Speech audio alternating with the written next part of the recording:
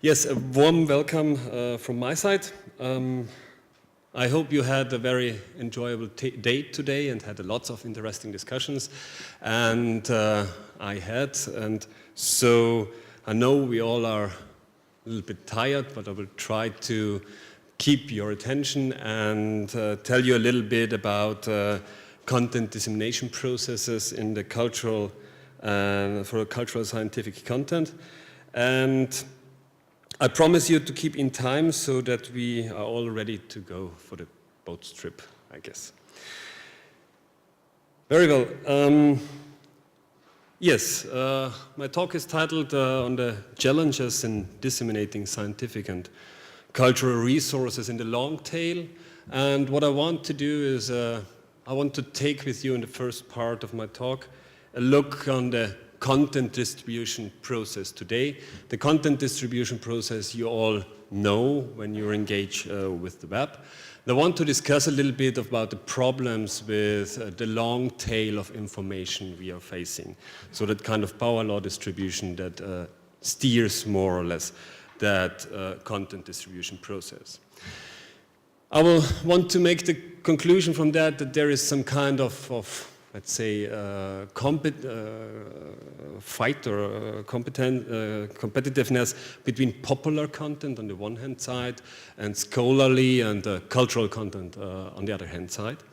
And that there are some problems or risks associated with it, like the filter bubble, rich get richer phenomena, and popularity of ranking. So, and in this first talk, I want to motivate a research project we are currently running together with ZBW and other partners. That's the EEXCESS project, where we try to overcome those challenges in the content distribution process today in doing personalized just-in-time recommendation of long-tail content. And the general idea is to augment the current web as we have it today with more cultural and scientific content.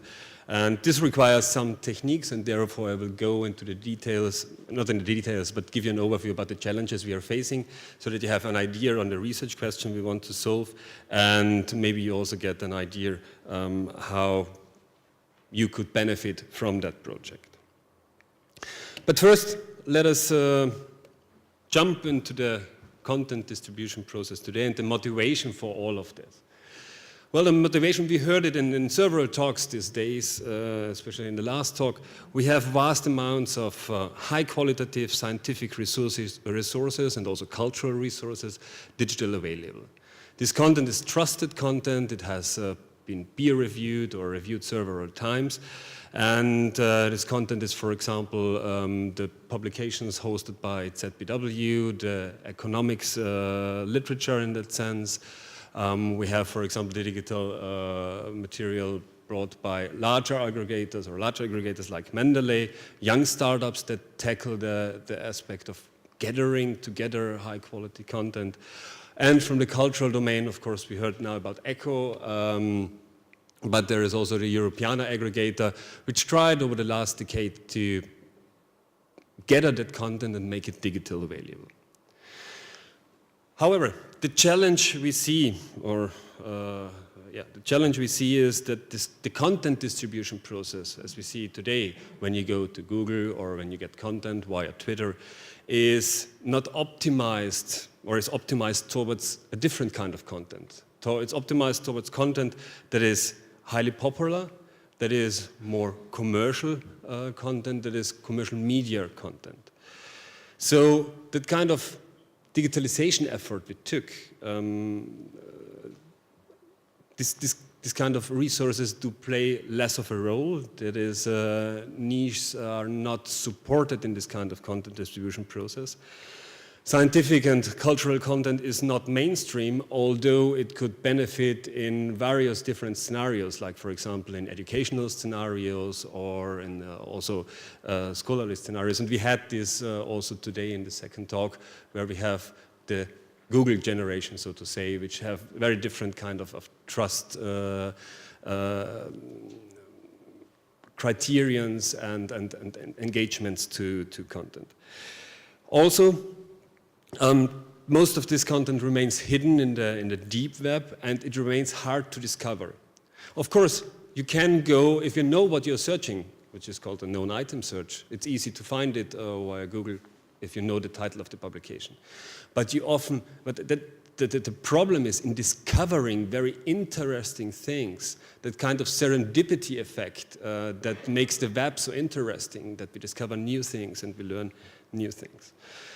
And of course, this is now a statement, but I want to have a little bit a closer look in why the content distribution process is not optimized towards that, and I want to point out some of the problems behind.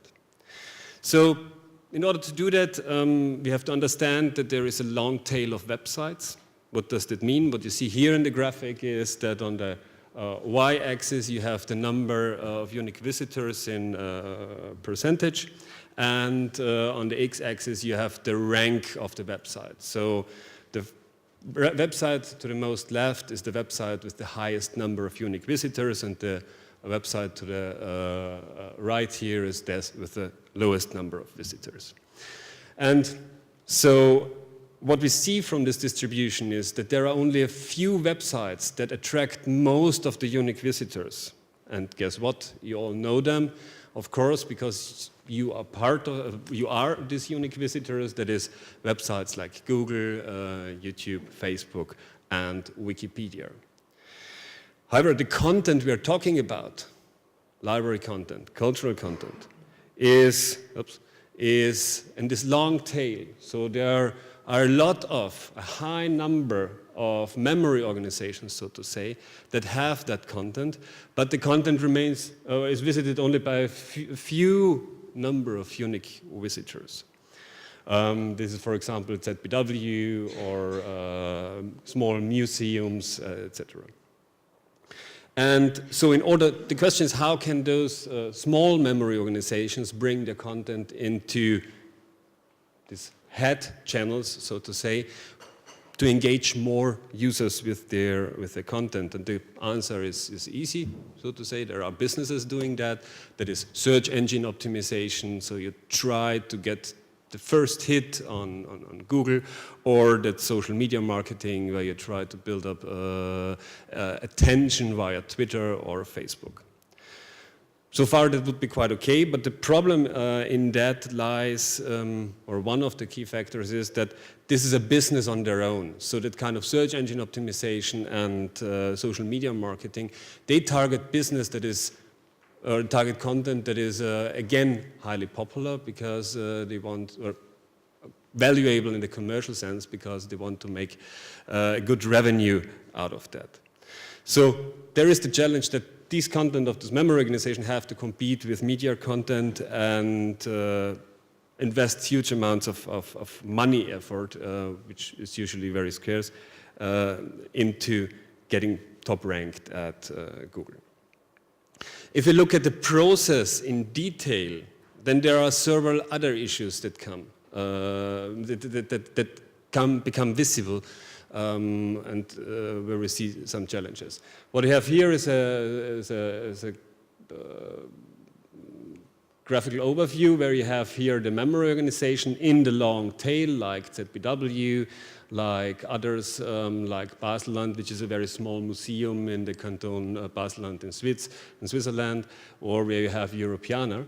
And as I said, they are optimizing the content to be used by Google, Facebook, by these high head channels, so that they then bring the content to the user. But what happens here is Google and Facebook and Twitter, they serve a lot of content. So the special knowledge, the expertise of those memory organizations gets lost. So through these intermediate head channels, so to say, you're disconnecting the expert who knows the fields, who knows the trusted resources, who knows the publications, who organize the knowledge in that sense, from the users. So the expertise of the memory organization remains untapped. Furthermore, the discovery of non-mainstream cultural and scientific content remains challenging, and the users are disconnected.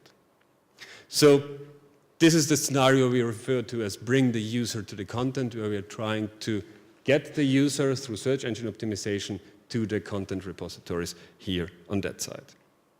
So overall, to conclude, we have this kind of scenario where we have, on the one hand side, scholarly content, on the other side, popular content, and they fight for user attention against each other. However, you can argue now, okay, what's wrong with popular content? There are a lot of popular people. Einstein was very popular. So why should we bother with this long-tail content? And there are certain effects and phenomena we know from analyzing web structures, analyzing social networks, and information networks that show that it is partially problematic, this kind of power law distribution. One effect is the rich get richer effect, where if you are already in the head, so if you are already Google, then it's easy for you to have a lot of visitors. But if you're not in the head, but if you're in a long tail, and you all know this, it becomes very hard to actually end up on #1 search result at Google or at some highly popular site. The second effect is since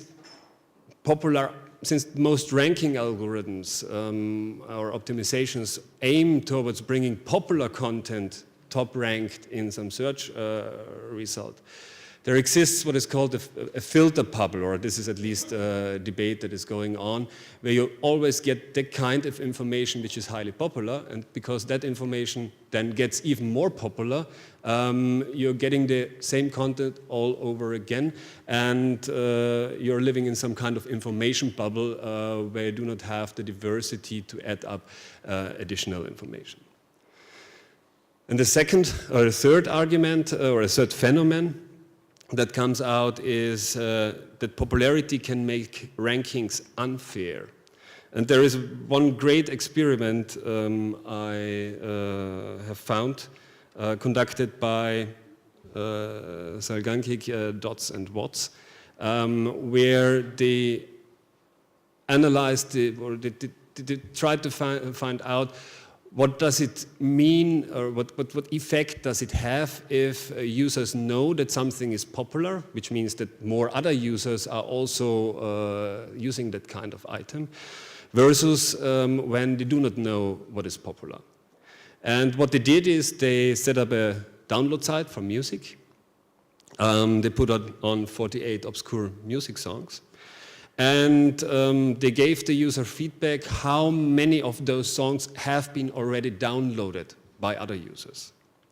What the users didn't know is they all thought they are going to the same website. But what they didn't know is that in the back end there have been 8 different websites that started all the same.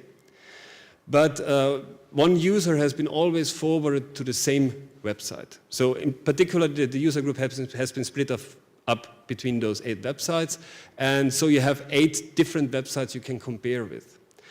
And what came out is that these 8 websites had very different rankings of the music songs. So in one website, one music song was best, and this music song was at the end, not last, but in the middle, at another website. So those songs got very different market share, and clearly it is more based on luck than on something else. Then they set also up a 9th system where there was no user feedback. So they didn't tell the user that how many people downloaded the music, and they showed that there is less variation in market shares of different songs. So this kind of popularity reinforces rich get richer phenomena, to conclude, and also creates some kind of filter bubble. So this is the motivation for the project I'm scientific coordinator of, EEXCESS, where we want to focus on, or we have the question, how what tools are required, or how can we support the discovery of high-quality scholarly and cultural content in the long tail. And yeah, for the project details, it's an European FP7-funded integrated project. We have 10 partners, 5 research and development partners, and also 5 member organizations from very different fields, like, for example, from the cultural field here, with small museums like Baselland, or from a scholarly domain with ZBW providing their content. And the vision is for this project, project lead is with UNEOM Research, and University of Passau is the scientific coordinator. And the vision is that we want to change that scenario, that we not want to bring the content to the user, that we not want to bring the user to the content, sorry, but the content to the user. And to get a quick introduction on this project, we have a nice explainative video, which I want to show you now, and you're the first public audience to see that. So, yes. Oh, QuickTime is not available. Okay, I can try.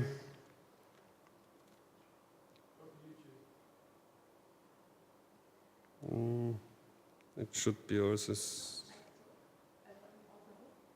an Ordner hoch. Me and Windows.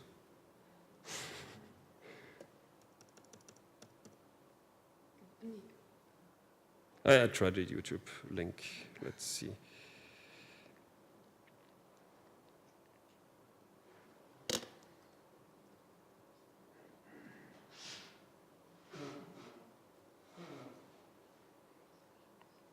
Actually, the video should only be 1 minute. Now it's a little bit longer.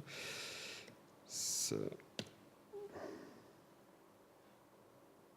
Thanks to YouTube. Thousands of... Sorry, I think it's a little bit too loud. People throughout Europe are fighting for their right to make cultural, educational and scientific content available to the public. Openness is the latest catchphrase. And with the support of the European Union, great progress has been made in open culture, open education and open science.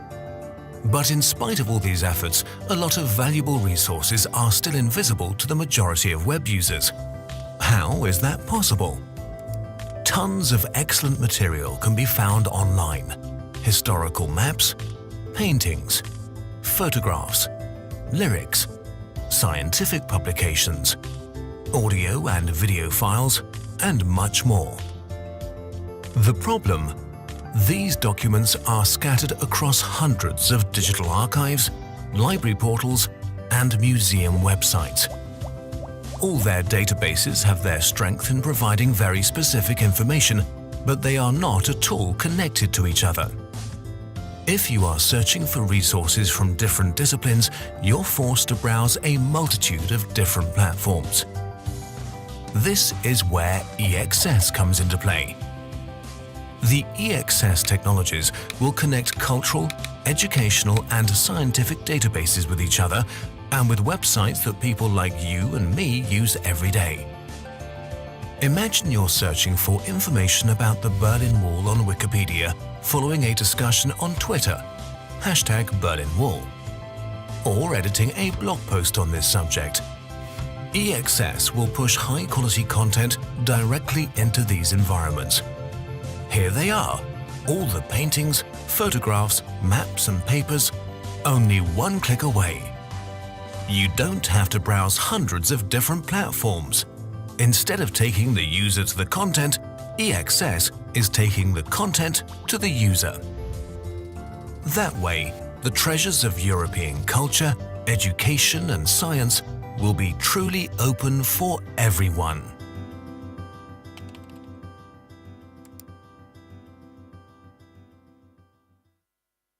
So, I hope you enjoyed the video, and it should give you a good overview on what we aim to achieve. And so I want to go a little bit more into detail, as long as time permits, how we want to achieve that. So the motto is bring the content to the user and not the user to the content. And what does this mean? We want to inject cultural and scientific content into already existing web channels. So not to compete with those channels, but trying to augment those channels with cultural and scientific content. This could be, for example, websites like Wikipedia, and there's also one prototype we already developed in the first year of the project, which has been successfully reviewed last week, where we try to augment Wikipedia with cultural and scientific background knowledge from institutions. But of course, it could be for other websites too. One particular focus is also on content management systems and learn management systems. So when schools are using learn management systems to create their learning material, we want to support teachers and to reuse already existing content, to reuse images, videos, or scientific publications in their educational processes. So, yeah, of course, also social media channels like Twitter and Facebook to inject those content there. And we want, given that kind of distribution, the aim is not only to support the head channels where you bring the content from the low tail here, but also to support, for example, niche websites, like specialized blogs that blog on a particular topic in economics or something different, with a very small community, but to support those large number of websites, large number of bloggers to easily reuse and discover interesting content.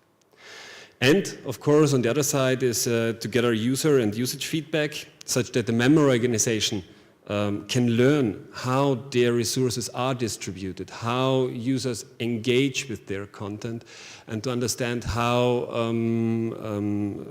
the source, the flow of information is going on.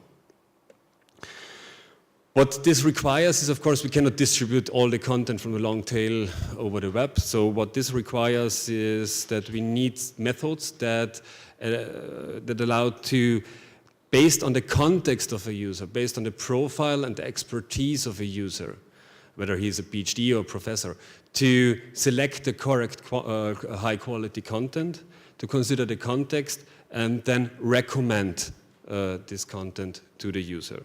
This is a kind of federated, personalized recommendation that should be utilized here.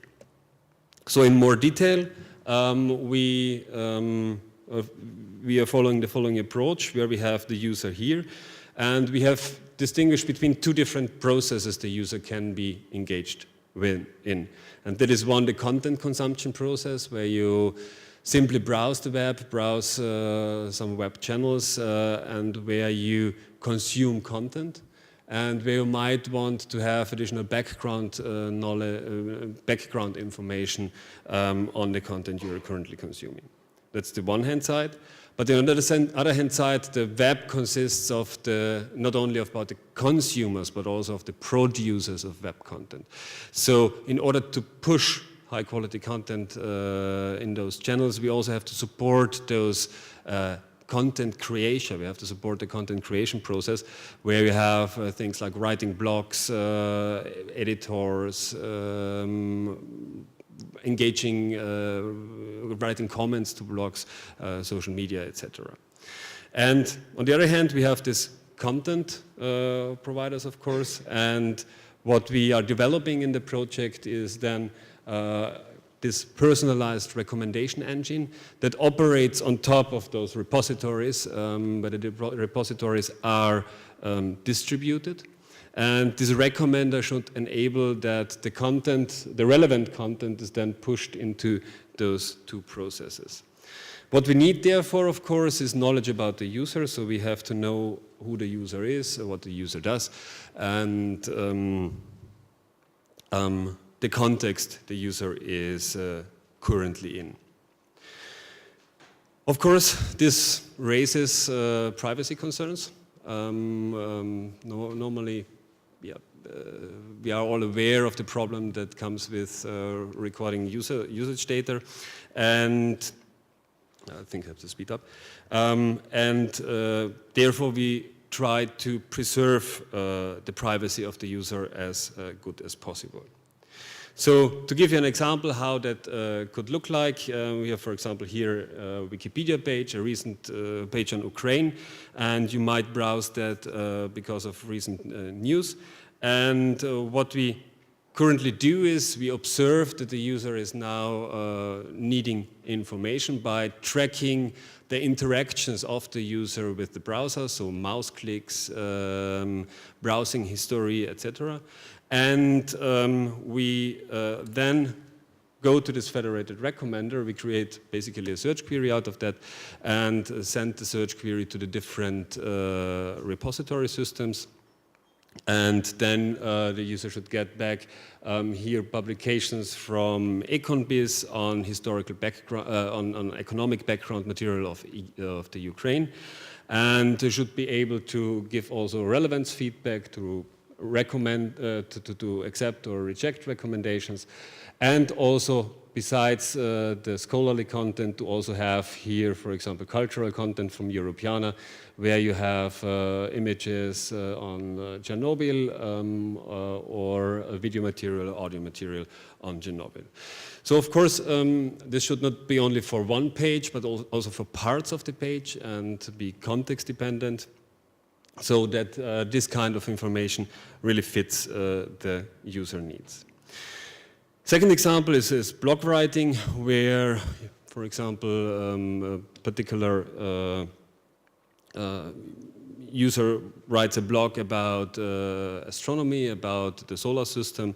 And again, we want to support this blog writing by recommending resources that can be easily then drag and dropped from this plugin into the blog and then be reused and reconsumed by others.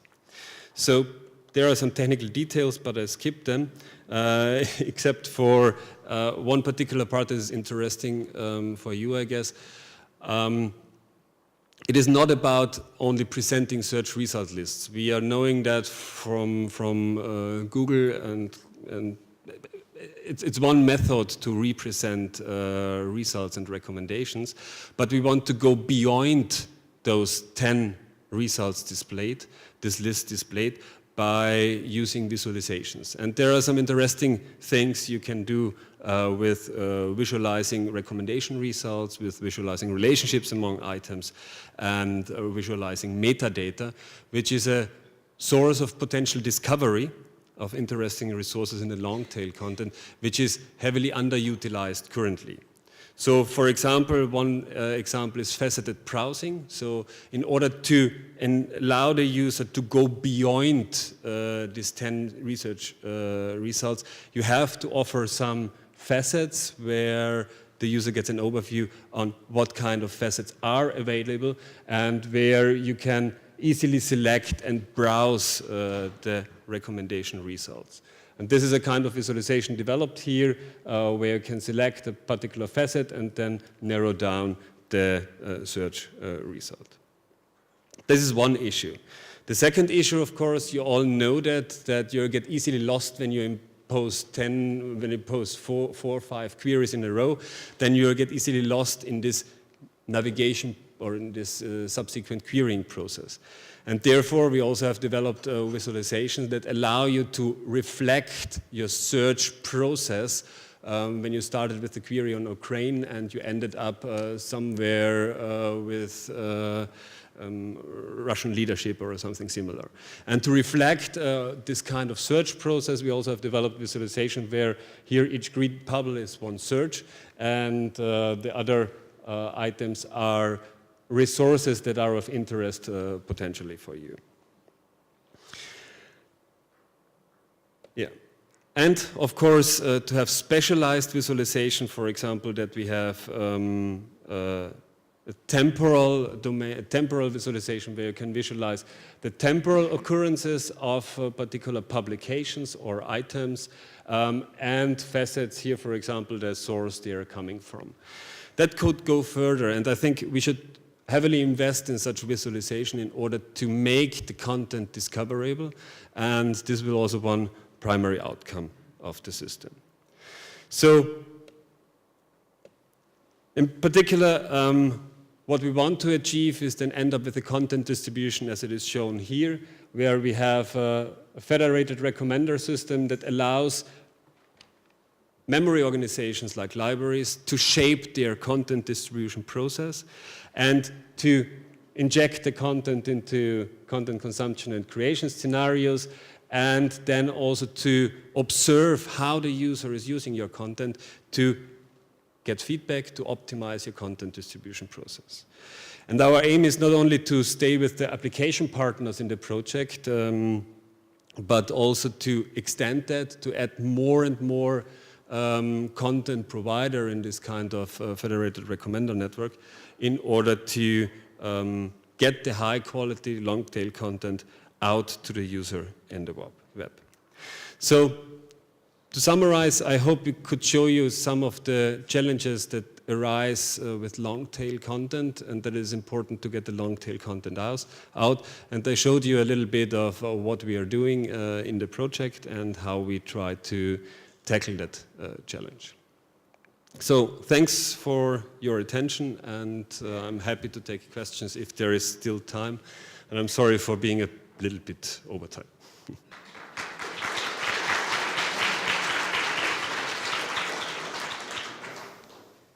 Questions?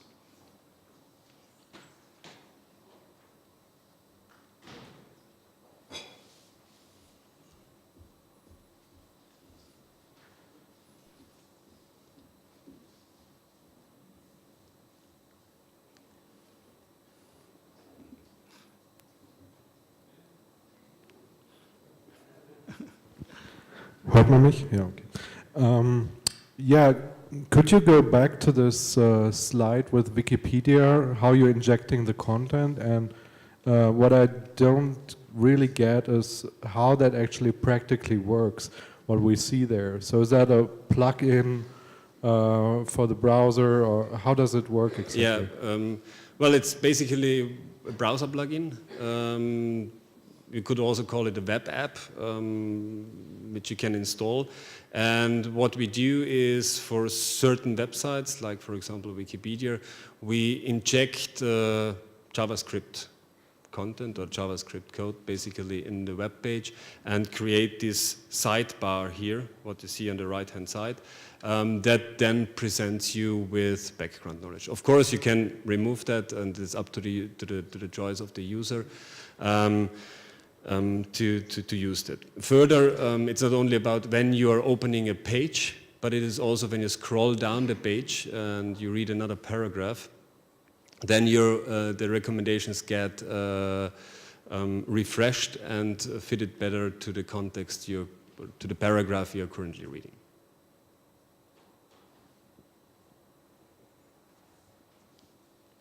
Thanks. I thought that was a really interesting presentation, and I completely agree that sort of cultural heritage information is underutilized. But I was wondering a little bit when you showed the example with the blog entry and the content that gets suggested to me as I write it, based on what I type in. That sort of the next stage is a blog entry that writes itself, where you don't even need a person writing the blog entry anymore. Of course, that's really far off and clearly not something that's going to happen very soon. But do you see the sort of risk of, well, kind of a filter bubble with this kind of approach? Because of the fact that if you're suggesting so much material to users and they do work with it, then you're very sort of strongly influencing what users are sharing, right? You're taking the same kind of approach that, say, Amazon or other commercial providers are taking. Well, I think every system that has a certain ranking algorithm might create such a filter bubble itself. But what I think is important is that on the one hand side, in our approach, the memory organization should be able to tune and try to somehow tune their content so that it is delivered out. That is one thing. So that are humans involved that try to optimize the process, which are experts in the domain.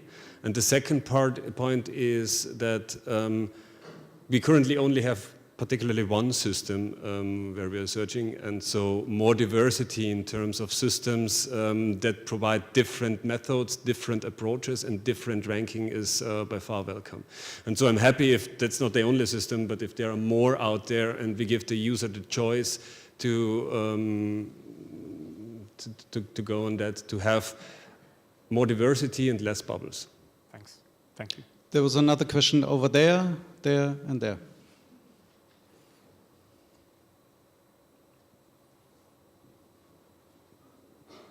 I have a related question to the previous. Can you show us the last slide of the federal concept of participation or distribution? This one? Yes, this. So have you ever tried to predict what will matters if the number of members is growing in your federal concept? If the different members are also different active in this cloud, and what is the consequence if you have... What we are currently doing is we invest in different so-called source selection algorithms, so that algorithms that select what particular subpart of the number of federated systems you are querying here.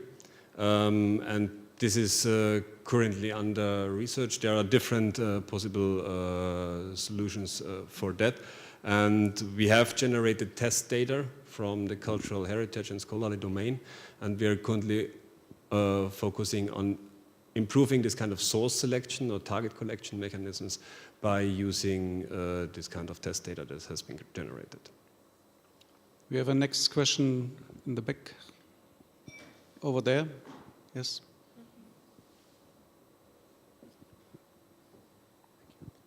Hi, regarding the question of Cornelius, I think your answer was pretty interesting. You said you use quite a lot of sources. I mean, Amazon and Google are using quite a lot of sources as well. So I think this wouldn't be like the answer to Cornelius' question, but you could probably answer it if you answer to my question. Is the algorithm of your engine open and transparent? Because Amazon and Google don't use recommendations engines which you can even understand, even if you want to choose. Thanks. That's a good point I forgot to mention. It is the case that in this research project we are fully committed to make everything open source, the full framework and everything, because it is, in the project we just can kickstart more or less such a development, but we hope then that it becomes an open source project that is driven by the community, driven by maybe a certain library institution where different people and different organizations participate in order to create such system. In that sense, it will be fully open, all algorithms, everything.